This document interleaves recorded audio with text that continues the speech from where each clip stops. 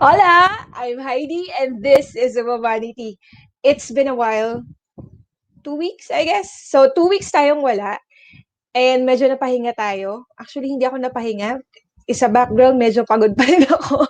Pero here we are because I'm very excited na naman for this episode kasi isa na naman po sa mga kaibigan ko ang kakausapin ko ngayon tungkol sa buhay-buhay at sa mga naging eksena or ganap niya during the past few months nitong pandemic na to and how she was able to overcome the challenges na dulot nitong crisis natin ngayon na kinakaharap, no? And the reason why I chose her kasi sobrang natuwa ako doon sa story niya, especially during the time na ng pandemic because I've known this lady for quite some time already and I know what she's capable of. And this is something that is really unexpected also of her para sa akin kasi hindi ko ina-expect na makakapag-come up siya talaga ng sobrang unique na something na talagang ngayon sikat na sikat at pinag-uusapan na ng mga tao. Kung hindi nyo pa to nakikita, wait a minute, kung hindi nyo pa to nakikita, hindi ko na alam. Kung hindi nyo pa yun natatry, i-try nyo siya guys at malalaman nyo mamaya kung ano yung sinasabi ko. Okay? So before natin simulan ito, no, mag-hi muna ako sa mga early birds natin. Hi, France! Hi, Queenie! And hi, Wendy! Thank you for being here. All right. Eto na. Sobrang yummy talaga nito. Kelly, if mag-order ka nito, ang natatry ko pa lang sa kanya is the bibingka. Pero yung ube, hindi ko pa natatry. Pero sobrang daming gandang reviews din nito. Pag-uusapan natin yan with our very special guest for tonight, my very good friend. Ito na, Meg Ruiz-Agunod. Hi, Heidi. Hello. Good Hi, evening. Meg! Good evening! Ayan, so, sobra ko talaga na-excite. Alam mo, yung mga dugo ko sa katawan, sobrang na-excite na kausapin ka talaga tonight regarding this one, no? And bubuti na lang at natuloy na tayo talaga kasi parang ang tagal na natin din pinlano to. Tapos ngayon lang tayo natuloy for some reason, no? Ayan, may mga nagtatanong na kung saan daw ito. Wait lang. Wait lang guys, kalma lang, kalma lang. Pakikinggan muna natin yung story. Okay, Meg, before tayo pumunta doon sa pinaka-story ni Leon and Luna. Okay, I've known you kasi for how many years already? We have been working with each other when 2012 ba? I think 2012. 2012. Yes. Yes, sa Smart, no? Alam mo, Yes. halos lahat na ng mga nag-guest ko talaga dito, mga kasama ko rin sa Smart before, no?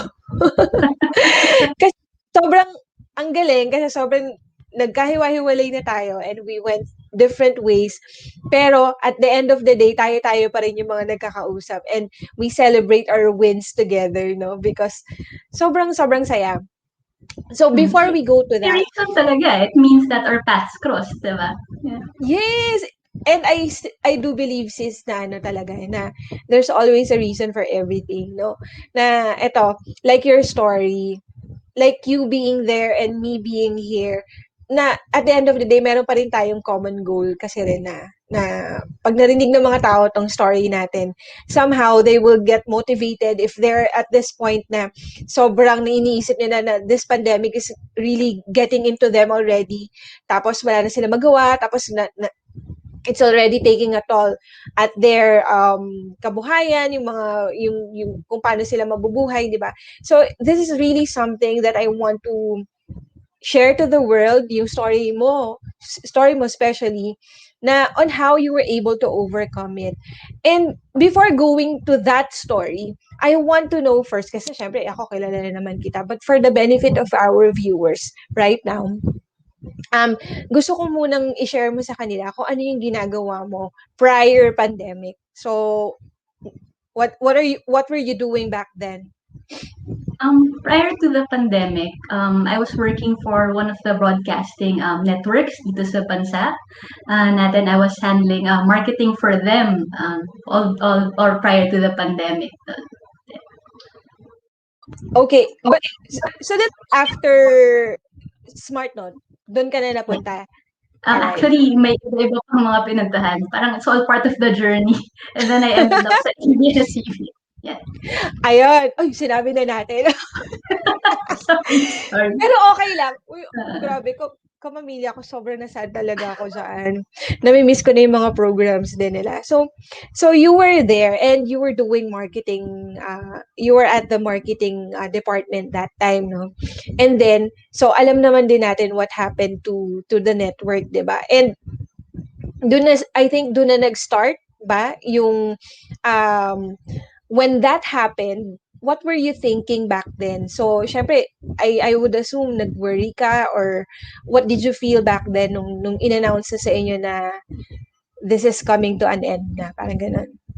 Actually, nung medyo pa-start pa lang ata yun ng pandemic nung time na yun, parang we didn't have that much of an inkling yet na ito na pala yung ikakalabasan nung parang end fate nung company ko before. So, um, during the pandemic, parang I started to see people na parang sort of being anxious, being stressed, na parang because of this new normal, this new behavior of um, the things that we have to adjust to kasi takot lahat ng tao sa virus, takot sila lahat lumabas. They didn't understand kung anong mangyayari dito sa virus na ito. And then on top of that, syempre medyo na-stress na ako with the new normal. And then news started to come out na about our franchise being question, challenge. So parang all these stress and anxiety, it was really hard for me to take it all in. So parang I really had to think of something that could help alleviate man nun to mga anxiety and stress ko with all that's been happening last year. And you have kids pa eh, di ba? So, Yeah. medyo Yes. baby pa talaga that time sila Leon and si Luna. Lalo si Luna, di ba? Kasi ilang taon lang si Luna noon, months pa lang yata, tama ba ako? If I'm not mistaken. He was turning two. He was turning two nung Turning time. 2 na. So, baby pa din kahit papaano. And Kindergarten, yeah. for a mother to be in that kind of position wherein you don't just think of the stress from work but also the stress na coming in for the family naman yung effect na mangyayari din sa family, that must have been hard, 'di ba? And so nangyari na yung about the franchise and plus the pandemic pa, 'di ba? And what made you think that you have to really step up and you have to conquer all these anxieties that you are having that time? Well, nung time na yun, Heidi, parang yun nga, as mentioned, parang there were so many thoughts, sort of negative thoughts going around my head. Parang I didn't know what the future would be like for me and for my family. So parang I started to look dun sa internet and then I saw so many people parang trying to shift their focus on all the negative things that's been happening dito sa country natin. So, and then natuwa ako because a lot of people were starting to follow or parang get to know new passions and new hobbies. And so parang sabi ko, sige, try ko nga para to help remove itong anxiety that I was feeling that whole time na yun. Parang it must have been a good time for me to try something new and Mm-mm. parang create something na turn this negative feelings and situation into something positive. And what better way to do that than creating a product na alam mong ikatutuwa or parang ikasasaya ng mga tao once they get to taste it. So, yun. Pero bakit bibingka? Bakit cheesecake? Kasi 'di ba ang dami na meron pang nagpauso dati ng sushi bake eh, 'di ba? So usong-uso Yes. rin yun that time. So siya naisip niya yun. And then ikaw talaga sobrang unique yung fusion eh. 'Di ba parang may bibingka tapos cheesecake. Bakit hindi na lang bibingka or bakit hindi lang cheesecake? Bakit ka napunta dun sa food na yun? Actually, nung mahilig naman talaga ako sa cheesecake. Tapos parang I came across this parang article about a bibingka cheesecake. So to be honest, I'm not the one who created the bibingka cheesecake. I wasn't the one Mm. who originally made it. But I came Mm. across this article na meron siyang binebentang bibingka cheesecake. but I think the seller was very far from here. So sabi ko, why don't I try to bake something like that? So ang ginawa Mm. ko, I googled, sabi ko, research ako paano ba ano bang recipe nito, ano bang ingredients nito. But to be honest, wala masyado about bibingka cheesecake kasi alam naman natin yung normal would be Oreo, yung mga blueberry Yeah. cheesecake.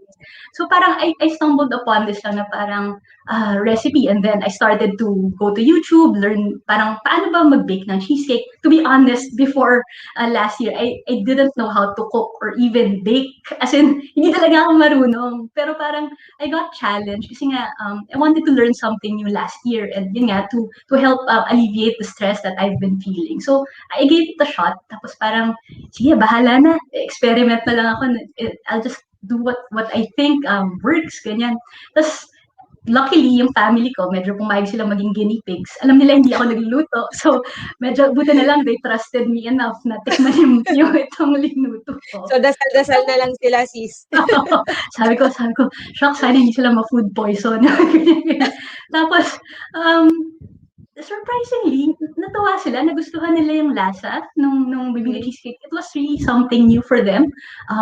It's very Pinoy, and to be honest, it's something that they haven't heard of before at that time. Ako din. Actually, that's why you surprised me when you said na hindi ka marunong magluto at hindi ka marunong mag-bake because it doesn't taste like something that came out from a first timer.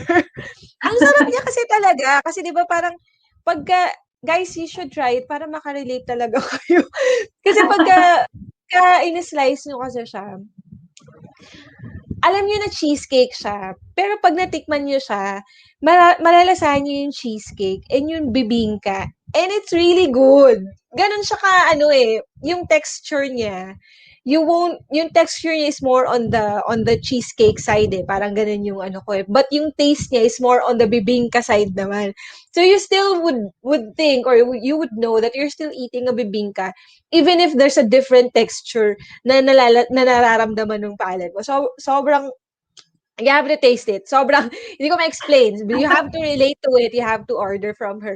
Okay, what were so, aside from the fact that, hindi ka marunong magluto and you had to Google everything. Of course, now that you're nagpa-fly na siya, 'di ba? And you're trying it out na nagbe-bake ka na continuously. What were the challenges that you have encountered during that time? As mentioned, hindi talaga ako marunong magluto ng time to So, ang dami talagang trial and error. Mm. Kasi yung family ko nga, medyo tumaba na ata sa taste test na ng bibingka cheesecake ko just to make sure na pa-perfect ko yung recipe niya. So, parang, Mm. um, so yun, one of the challenges was, I really had to do a lot of trial and errors. So I had to work double the hard work. Kasi yun nga, hindi nga ako marunong maluto. Tapos parang first time ko nga gumagawa ng mga cheesecakes na to. But Mm.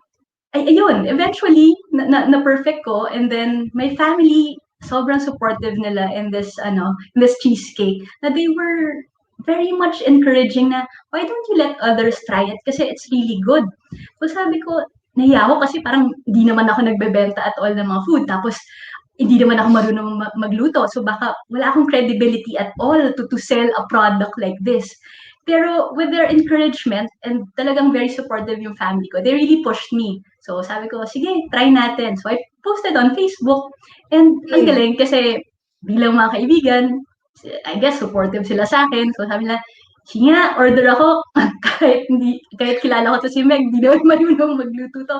Pero Alam sige, mo, nakakatuwa. supportive. Yeah. Nakakatuwa, So, nakakatuwa mga friends. Yeah, go ahead. diba, yun, sobrang supportive na. And then they ordered.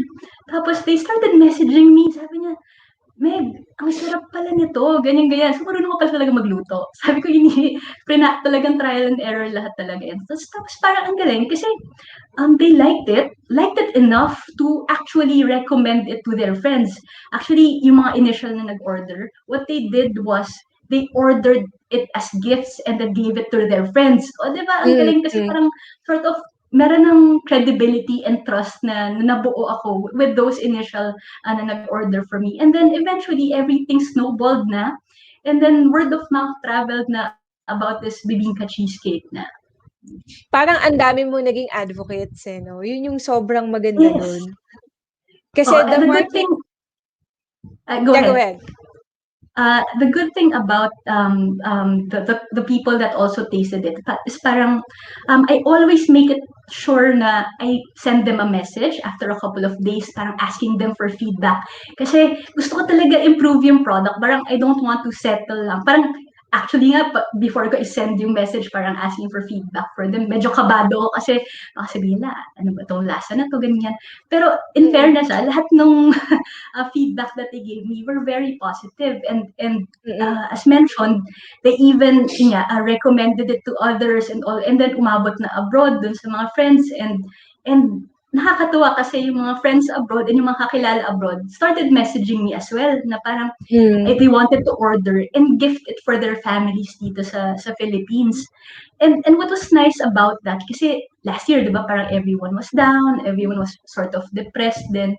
Parang the mere thought of receiving a gift from someone abroad na to just give, parang let them know that they are thinking of you while you're here in the Philippines. And nakaka-touch eh, kasi I even write down the notes that they say that they want me to put in the cheesecakes that they send to their family, and very heartwarming. It's all about support. I just want you to know that I'm thinking of you even if from far away. I love you, and ganyan. Tas eventually the cheesecakes also became part of very intimate mga celebrations.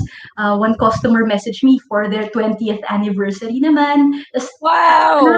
nakakatuwa kasi they send me pictures of their setup sa mga tables, sa mga during their gatherings, and it's so heartwarming to know that a product like this could actually be part of an intimate celebration, and it's sort of a vessel to say na parang I care for you, I love you, diba? Parang it's just such a nice feeling to give or parang spread positivity during that time. 'Di ba? Just the mere fact of seeing your product on their table on that special Yes, occasion, sobrang ano yes. 'no, sobrang talaga dun ako sobrang natutuwa kasi hindi hindi ka lang nakakatulong para dun sa anxiety mo, eh, 'di ba? Mm-mm. But while you're also doing that, you are also easing other people's anxiety because of the food that you're serving to their table. Kaya ang galing talaga, guys. So I think the challenge na lang talaga ngayon is sobrang dami mong orders 'no? Actually, it was never my intention na mag-mass produce ng cheesecake. Parang never ko naging end goal at all na parang maging supplier of some restaurant, something. Mm, Parang I make it a point na parang I only produce a limited number of cheesecakes every week. Kasi parang ayoko siya magmukhang very commercialized. Kasi I'm the one who bakes the cheesecakes talaga. And I really put a lot of work and a lot of care and a lot of tedious preparations in all the cheesecakes to make sure na parang every time I bake a cheesecake, I make sure na parang as if I'm baking it for a very close friend. Kaya I yeah. limit the production lang every weekend para to really focus on making sure the quality is perfect for the cheesecake. It's made out of love. Yes. Exactly. Ang sarap Exactly. nun. Guys, kaya pag umorder kayo ng cheesecake, alam niyo na, made out of love yun talaga. Kung masyadong puliduhin ni Meg yun, gano'n na lang. Gano'n siya mag-ano, gano'n siya talaga. And malalasahan niyo talaga yun doon sa cheesecake. Ay, panay ako sa pagsasalita na gano'n. Kasi ang sarap talaga. Masarap talaga. Mamimigay ako ng cheesecake ni Meg. Okay, kapagka magpo-post ako sa Womoney ng cheesecake ni Meg, and if you will share that, I'm gonna give free cheesecake to those who have shared. So mag-random pick ako niyan within this week, guys. So abangan niyo 'yan. Mag Mag-ano tayo, mamimigay tayo ng cheesecake, both bibingka and ube. Ayan, ina-announce ko na. Wow. Oo, mamimigay tayo niyan. And you were mentioning kanina that this is something na sobrang natutuwa ka talaga kasi parang napaka ano eh, yung mga tao kasi na bumibili sa'yo, hindi, they don't just treat this as food but something that can comfort them or can comfort their family, di ba? So that's a good thing. But was there ever a time during the whole process that you got disheartened for whatever reason, and what could it be? Well, initially I was thinking parang as you mentioned, the product was very unique and hindi naman kasi siya parang a common sort of hindi siya common product or dessert na orderin talaga ng mga tao. So parang I really had a sort of hesitation in bringing the product out kasi I didn't know if people wanted to taste it or buy it. So what I did was I just talked to my family. Sabi ko, ano ba, tuloy ba natin to? Ganyan. Kasi parang, I don't know naman if people really like this kind of product. It's very niche. Sabi nila, hindi, sige lang. So, from that sort of disheartened, scared place that I was in, parang my family talaga, I drew strength and courage from my family. They really encouraged me because they believe in the product and they believed in me. And that's really what pushed me to put the product out there. If it had not been for them, I definitely would not have launched the product at all. At saka 'di ba nung ni-release mo siya hindi pa Pasko that time. Yes, yes, 'Di yes. ba? So parang, ha, bibingka, hindi pa Pasko, ta's Exactly. pandemic pa. Oo, true. Tapos parang ang galing lang kasi I think I first released it nung June last year. Tapos para eventually people started to talk about it, ganyan. And luckily it was picked up by Yummy. So they featured the bibingka cheesecake sa ano nila sa page nila. Tapos at first I didn't know about it. Tapos sinabihan ako ng friend ko na parang, "Uy Meg, alam mo bang may write-up about your bibingka cheesecake?" Sabi ko, "Seriously ka ba? Meron ba talaga?" Tapos sabi niya, "Oo, meron sa Yummy." Tapos ako parang sobrang ecstatic ako at that point kasi parang sabi ko never in my life would I have imagined that one of my product would be featured sa Yummy kasi 'di ba Yummy parang binabasa ko to, that's where I get ideas na parang oh this is a place to eat at or this is a food to order. And when I saw that parang sabi ko wow there must be really something with the product for it to be picked up like that. So Yeah. sobrang And tayo before ang gumagawa ng write-up for others tapos ikaw yes. nagwa-write ka na ngayon. Exactly, exactly. Grabe, sobra ako na-amaze talaga sa story mo, Meg. So, those are the things that talagang pinagdaanan mo, no? And feeling mo ba, so kasi kanina 'di ba sinabi ko nga dun, I believe that um things happen for a reason, 'di ba? Galing tayo sa corporate and then right now you're pursuing this passion of yours. I would assume that this is already your passion, 'di ba? And I would also think that this is really something na gusto mong i-pursue to for kung gaano katagal, 'di ba? Kung kaya mo pa mag-bake, ipo-pursue mo siya talaga, 'di ba? Um, ano naman yung mga dati mong ginagawa sa work mo that you think that you were able to apply here? Kasi 'di ba parang connect siya eh, 'di ba? From Mm. something na nandun ka sa comfort zone mo sa corporate world and then all of a sudden may sudden shift tayo na biglang nagbe-bake ka na at nagbebenta ka na ng mga produkto mo. Are there things that you were doing in the corporate world before that you are able to apply also here sa negosyo mo ngayon?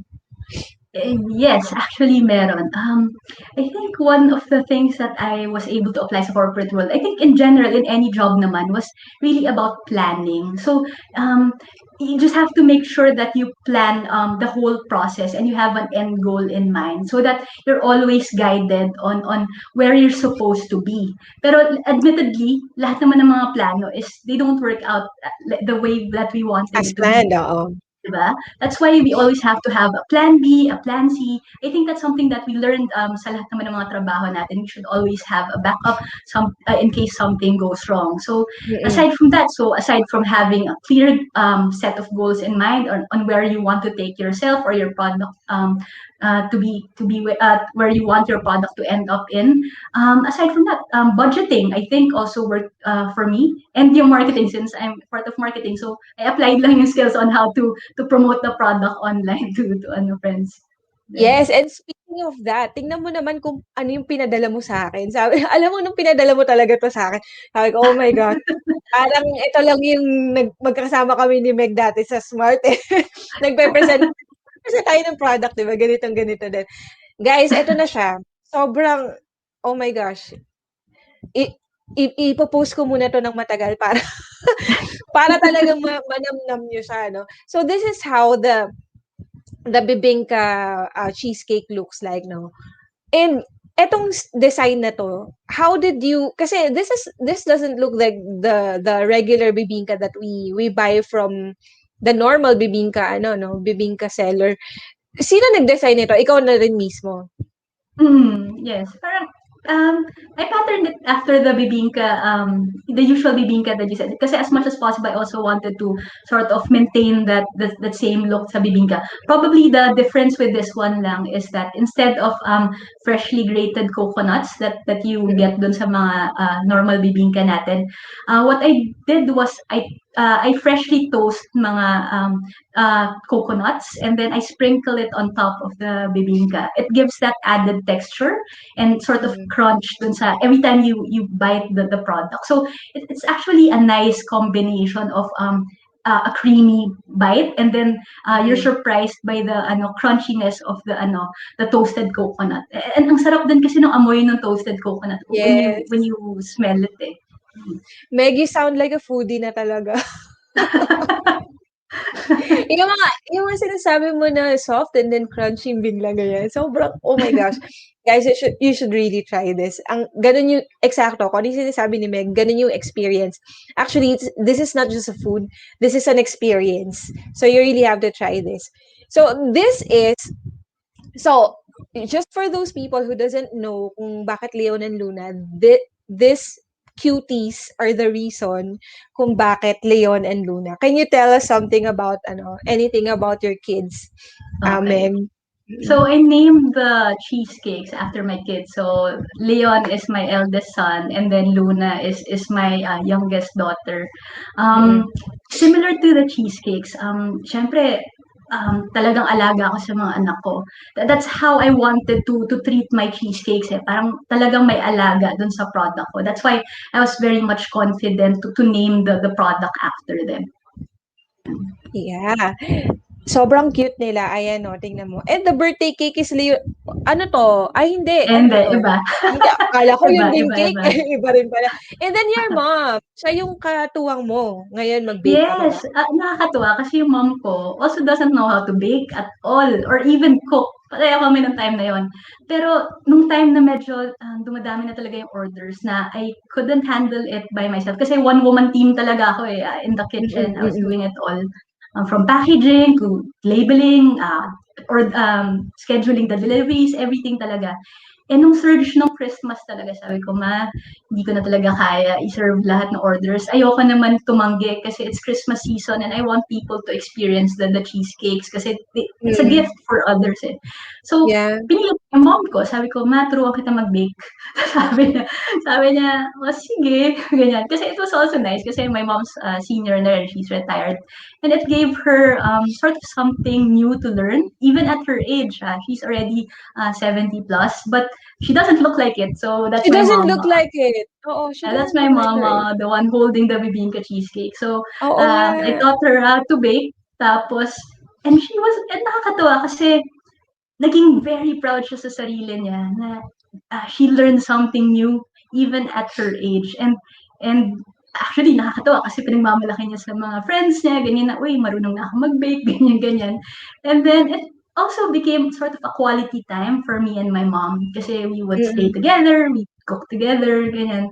So it was really, aside from just a really great bonding experience with my mom, it was also very nice to see my mom just light up whenever she's able to pull out a cheesecake from the oven because she's so proud that this is something that she did. Yan. Galing. Oh, but before we proceed, no, I would just like to say hi to our dear friend Andrew. Hi, Andrew. Hi, Thanks for being Andrew! here. Yan. So, nandito din, eto rin, may mga sinasabi na sila tungkol doon sa bibingka, sis. Ayan, yes, desserts are stress reliever. And, si Wendy, sabi ni Kelly yon, sabi naman ni Wendy, yan ang selling point eh, made out of love. Oh, yan ang mga sinasabi nila. And here, si Matthew, sabi naman niya, wow, cheesecake. Yes, this is a cheesecake slash bibingka. Matthew, super, super sarap yan. Mag-order na kayo. Ayan, okay.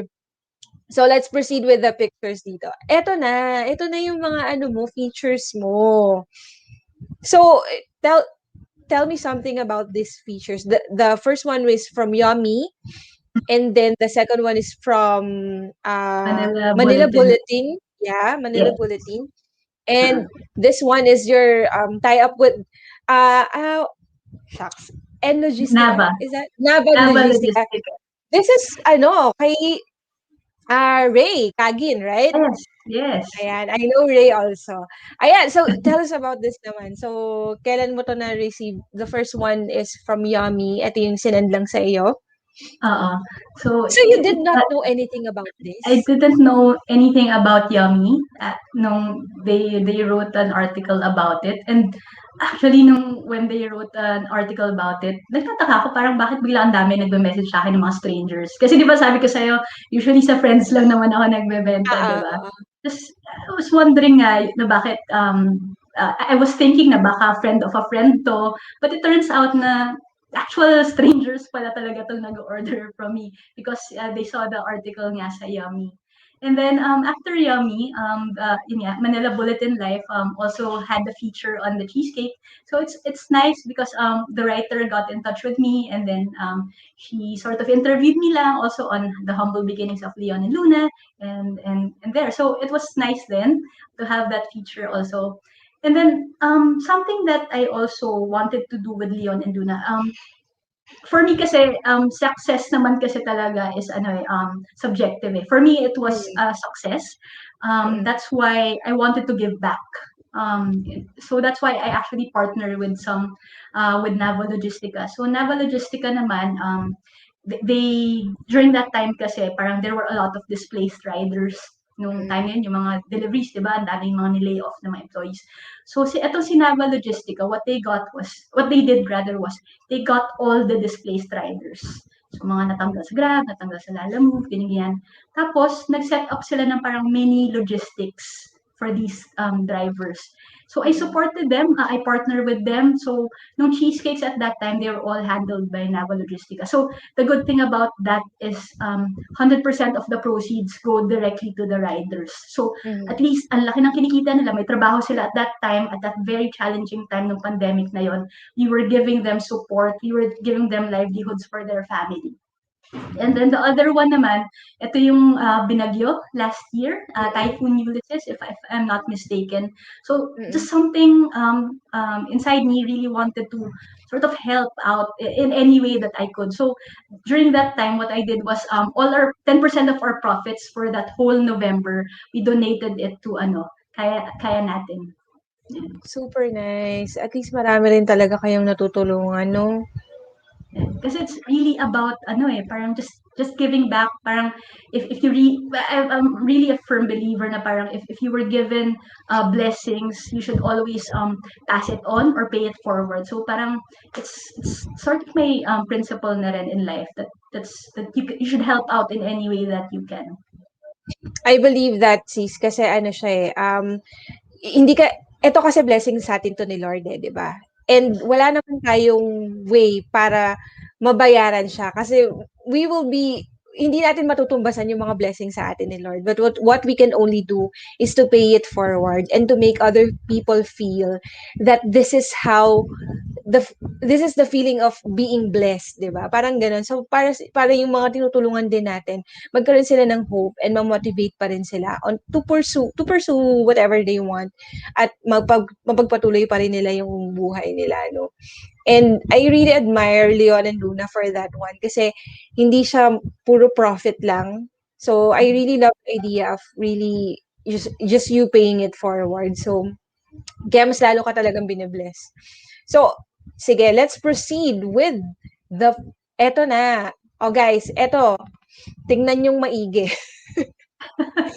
Tingnan yung maigi ang proseso kung paano ginagawa ang bibingka cheesecake natin na binibili natin from Leon and Luna. Sige, Meg, can you tell us something about this picture naman?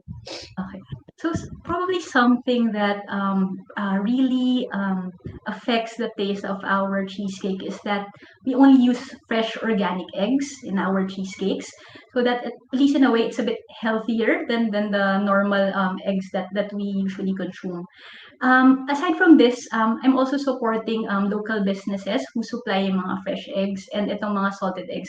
So every week we get fresh organic eggs delivered straight from a farm in Tanay, and then they deliver it here to us. So in terms of process, secret na yon, but but yun nga, we only use fresh organic eggs in our product. And then on the lower left image that you see, yan yung itsura ng bibingka cheesecake namin nang hindi pa nabubudburan ng Mhm. toasted coconut. So freshly ano siya, freshly taken out from the chiller kasi we chill our cheesecakes overnight or at least over 12 hours just to make sure that the essence of the whole cheesecake, the whole coconut and the salted egg are really infused and blended well. And then So eventually, ano? May yeah, sinasabi sige ka? go. Bago Ayun. ako And magtanong, then on the lower right naman, so that's our chiller. So parang diyan lang, ganyan yung itsura ng aming chiller pag puno yung mga orders namin of bibingka cheesecakes. Yan. so pag mag-o-order ako, ano yung lead time mo?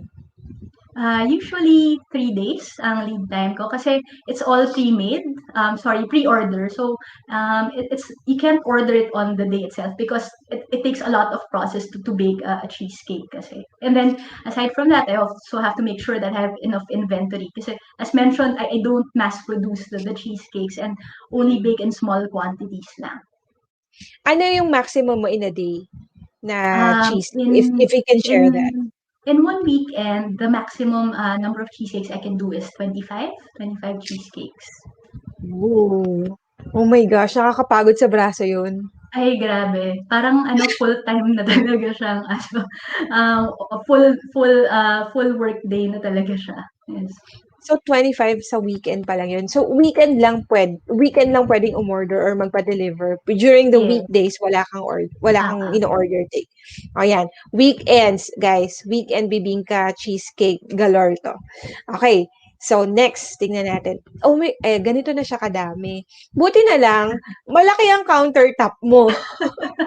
Buti na nga lang. Actually, may times nga na kung saan sa ibang table ko na siya pinapatong kasi hindi na siya kasya dun sa counter. So, minsan Mm. nagagalit na yung asawa ko sa akin kasi kinukuha ko na yung mesa niya. Dun ko kasi pinapalamig yung cheesecakes. Ang Mm. galing 'no. And before you do the garnish, kailangan sobrang malamig muna siya or okey lang kahit na maglagay ka ng ano? Parang what I usually do, just to make sure na, gusto ko kasi fresh lagi yung mga ingredients ko. So, after Mm. chilling the cheesecakes for minimum of 12 hours, dun pa lang Hmm. ako luluto ng freshly toasted coconut para fresh talaga siya. And then saka ko siya bubudburan dito sa mga cheesecakes namin. Super. Nice, sobrang nice. Ayan guys, so ganyan ganyan yung nagiging proseso kapagka bago siya dumating sa mga tables natin. So, yan yung pagpapalamig ni Meg na ginagawa. And eto na siya, the boxes are so cute and it's so elegant. Talagang sakto siya pang regalo at ang dami niya, Meg. Ano 'tong mga ano na 'to, yung mga pahaba 'Tong na mga pahaba, it boxes? was yung special ano edition lang namin nung Christmas because, Mhm. a lot of people were messaging if kasi, the price point is a bit ano, expensive for gift Mm. giving no Christmas. So what we did was we created, a size na puwedeng ipangregalo and swak dun sa budget ng mga tao. So yung maliit na pahaba na yan yung parang Christmas offer namin na you get a bibingka, a small mini bibingka and a small mini, ube in one box. Tas perfect for gifting ng Christmas. Oh, okay, okay. Nice, gusto kasi ang in-order ko last time yung talagang buong bibingka lang 6 siya, inch. yung yeah, yung Oo, 6 inch yes. kasi. Ayan, gusto ko yang Meg. Mag-o-order ako sa'yo niyan, yung kapag nagkaroon ka niyan ulit, para at least matikman ko rin si Tapos ube kasi hindi ko pa natitikman. oo, oo, masarap din si ube. Actually, ano yun, parang the reason why we created ube naman was because sabi ng sister-in-law ko nung time na yun, parang actually ube lover kasi siya eh. So sabi niya, alam mo, I think papatok yung ube na flavor. Kasi nung time na yun, uso yung ube cheese pandesal eh, di ba? Sabi niya, why don't you try Mm. making an ube flavored cheesecake? Sabi ko sa sister-in-law ko si Reese. Sabi ko, sige, try ko, pero ay, wala pa ako nakikitang ube cheesecake recipe. I-wing it ko na lang. Sabi ko, magta-trial and error na lang ako. Sabi ko, perfect kasi ube lover ka. So you would know kung ano dapat yung tamang taste ng ube and cheesecake mix. So siya din yung naging guinea pig Mm. ko dun sa ube cheesecake na yun. At since nasarapan din siya, eto patok na naman si ube mo, 'no? Yes, actually, natuwa yung mga ube lovers kasi talagang very, very true to an ube taste daw talaga siya. Very parang, it reminds them of their ube, favorite ube halaya daw. So, it's sometimes Mm. compared din sa ano sa Good Shepherd na ube and yung normal na ube halaya Hmm. lang daw talaga. Ito lang Heidi, if So I may, ikwento ko lang itong story sige. nito. If you notice yung sa babang pictures, yung third picture, yung parang black yung background, if you notice, Mm, yan yung mm. first oven ko. 32 liters lang yan na oven. Ang liit-liit lang yan. Tapos I could Parang only oven bake. toaster lang siya. Oo, yes. Tapos parang I could only bake one 9 inch at a time noon or two 6 inch. So imagine mo kung gaano ako katagal nagbe-bake para lang maabot yung mga orders ng mga tao. Sometimes inaabot na talaga ako ng gabi or sometimes madaling araw para matapos yung orders na yun. Kasi right after maluto yung isa, tanggalin ko, sasalin ko naman agad yung isa. Tapos eventually, sabi ko, naawa na sa akin yung asawa ko. Sabi niya, I think it's time we upgrade na yung oven natin. Kasi I think meron ka naman sigurong konting kinita na dun sa cheesecakes na pwede tayo mag-afford na bumili ng oven. So, nag-upgrade na ako ng oven. So, ito na yung pinaka-right picture dun sa bottom. Madami na. Ilan ang kasya Yes, diyan? oo. 3, 6, 9, 12 So na ang ngayon, kasya. oh, kaya na niyang dalawang malaking 9 inch na cheesecakes na doon. Galing. Thank you, hubby. Thank you, Mr. Agunod, for your support.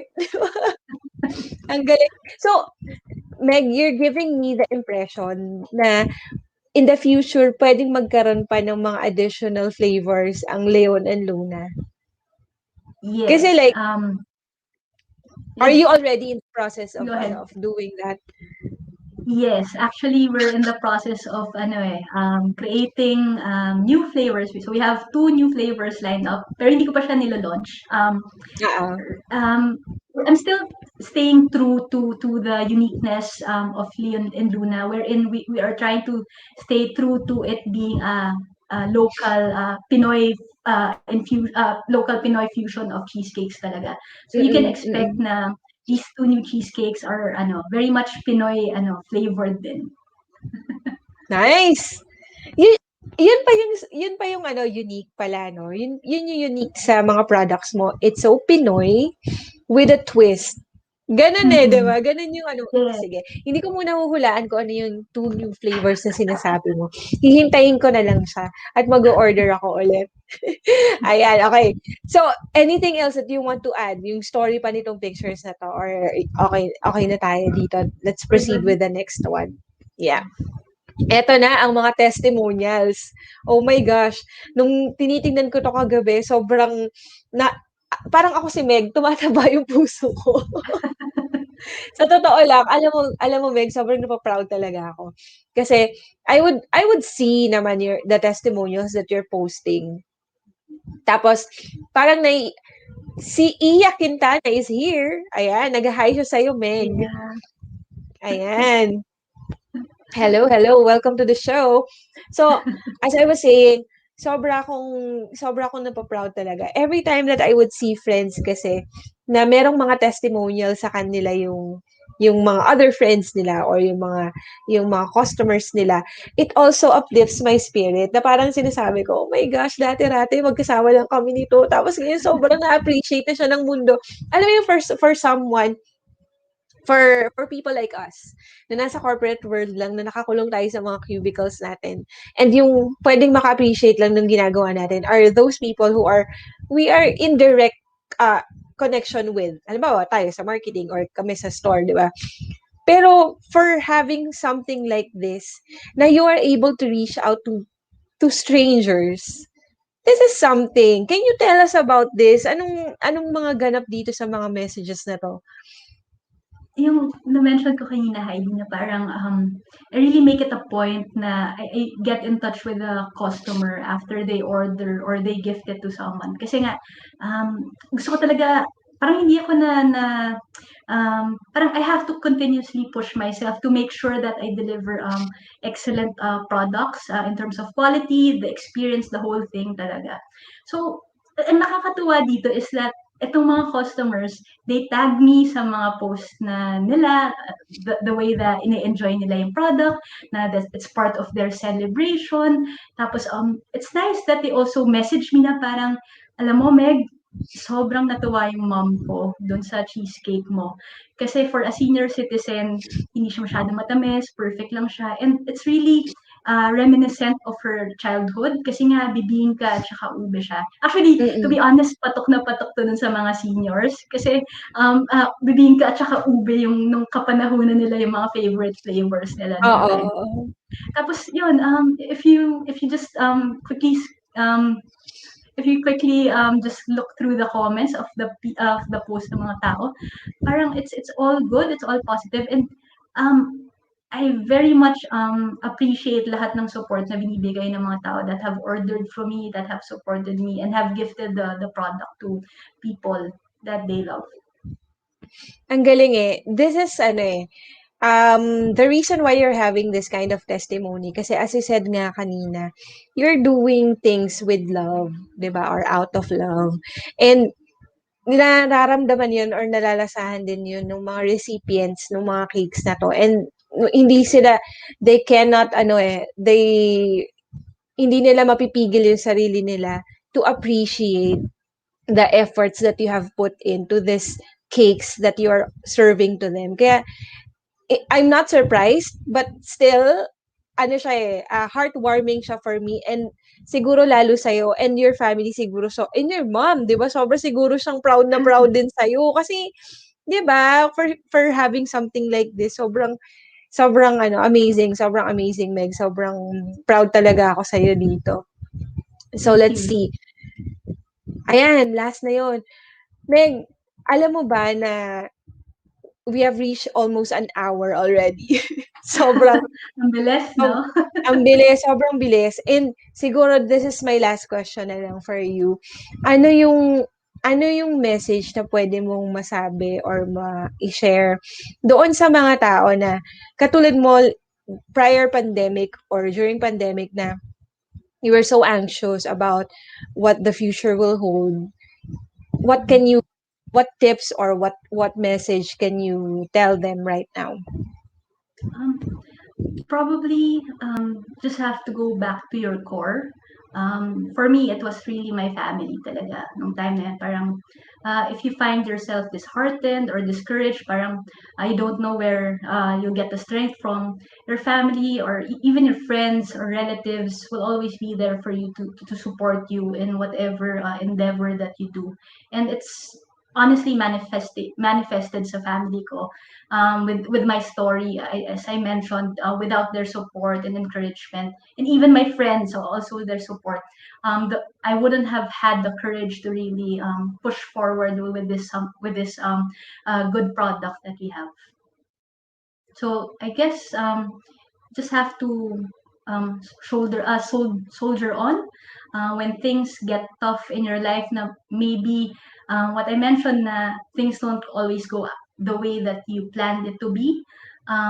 But sometimes parang even if you don't get what you want, you're always directed to probably something better. So you just have to trust the whole process, the whole hand that God has in your life, and I'm sure He will direct you to where you should be.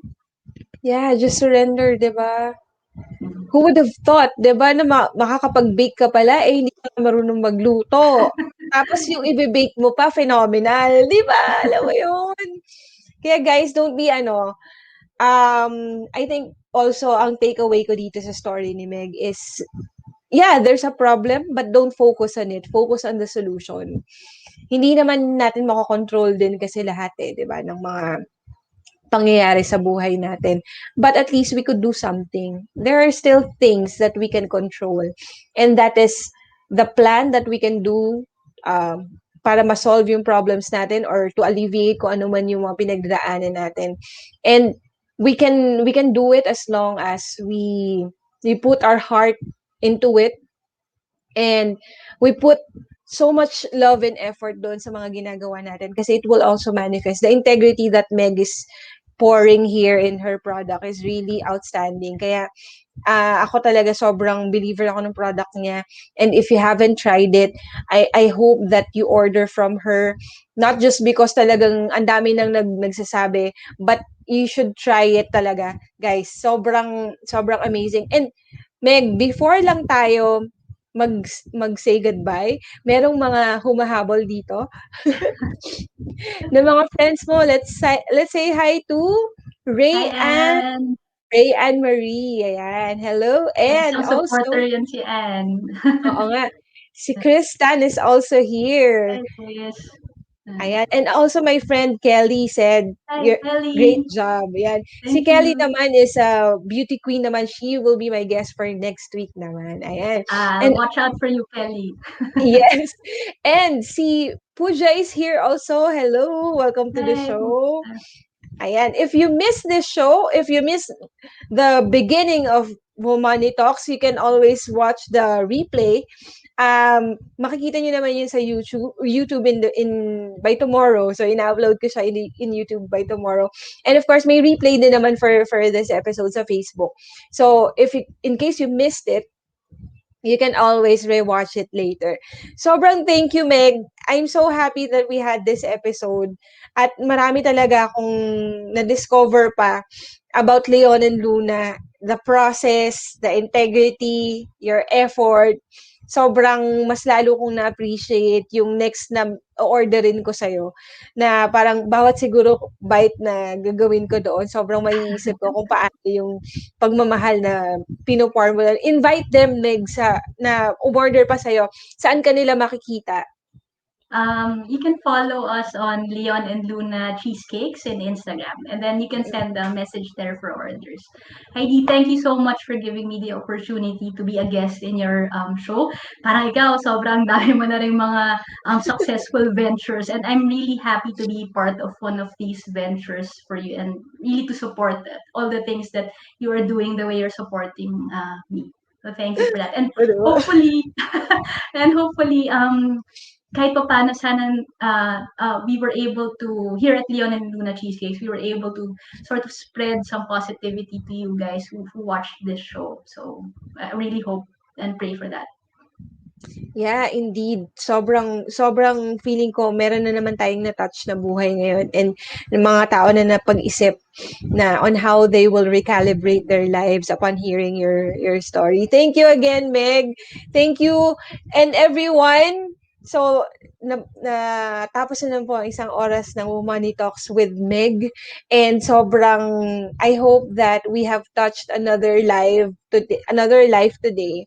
And I hope we were able to motivate you guys to really push forward and to really do whatever it takes for you to reach your dreams. And kaya siya, kahit na isa kang tao na hindi marunong magluto, si Meg, ganun siya. So, nakapag-bake siya ng something at nakapagpasikat siya ng something na talagang phenomenal out of someone na hindi marunong magluto. Guys, that's something. So, if she was able to do it, so can you. I hope you found value to this episode. And as I said, next week, meron na naman tayong bagong episode about courage and confidence, because I will be discussing, or I will be talking with another amazing woman from Mandaluyong. She is a beauty queen from Mandaluyong, but not your typical beauty queen. So panoorin niyo po siya, si Kelly, ang aking guest for next week, si Queen talaga ang name niya, no? Talagang meant to be a beauty queen talaga siya. Queenie Kelly Tablan will be my guest for next week, and we will be talking about another story about courage and confidence sa perspective naman ni Kelly. So I hope that next week po, samahan niyo pa rin po kami, and let us all learn from this amazing women's story. All right. Thank you so much. Thank you so much, Meg. Thank Thank you. you. Bye. Bye. Wait.